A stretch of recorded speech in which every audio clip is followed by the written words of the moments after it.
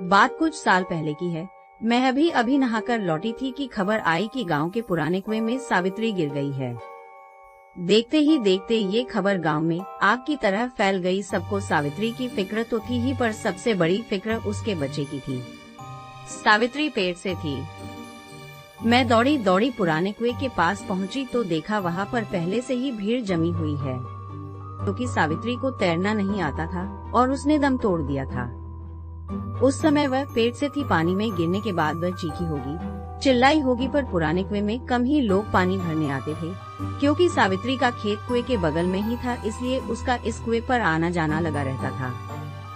पहले भी कई बार वह इस कुएं से पानी भर चुकी थी, पर इस बार उसके किस्मत में कुछ और ही लिखा था। लोग सावित्री की लाश को ऊपर खींचने लगे। जैसे ही सावित्री की लाश को ऊपर निकाला गया, उसके घर वाले फुट फुट कर रोने लगे। घर में नए मेहमान के आने की खुशी अब मातम में बदल चुकी थी।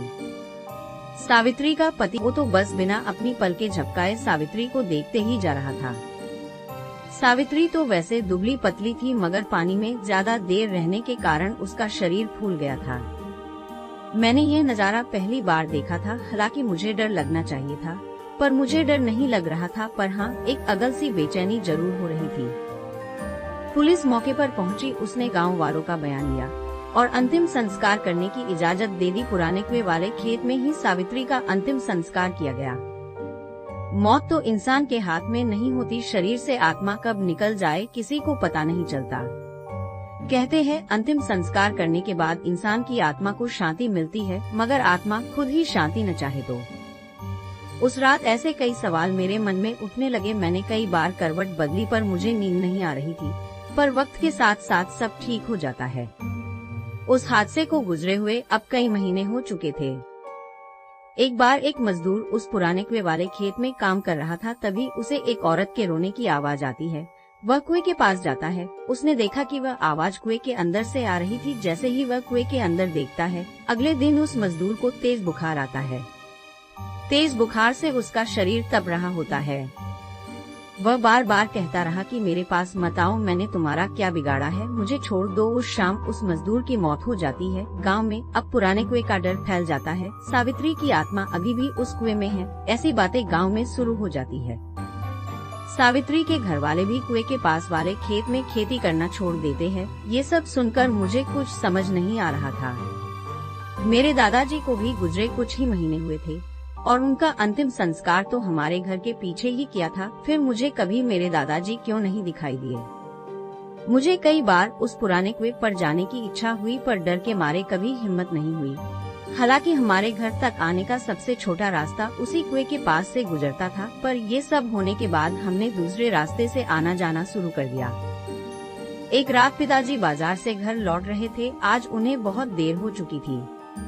बारिश का मौसम था, रात का अंधेरा और उसमें काले बादल। अचानक जोर से बादल गरजे और बारिश शुरू हो गई। पापा एक पेड़ के नीचे रुक जाते हैं और बारिश रुकने का इंतजार करते हैं। बारिश रुकने की बजाय और बढ़ रही थी।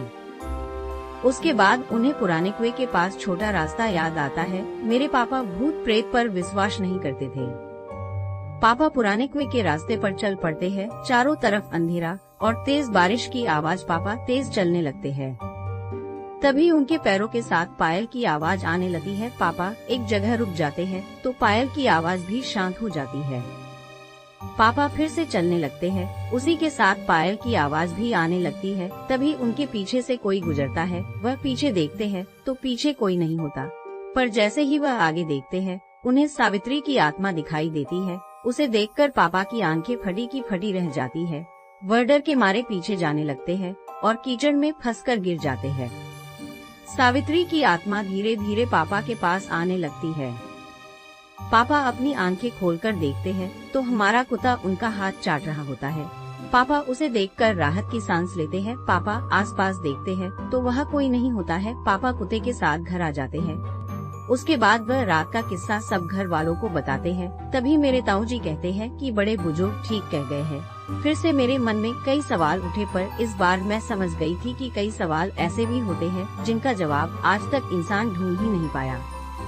आपको क्या लगता है, मरने के बाद इंसान का आखिर क्या होता है?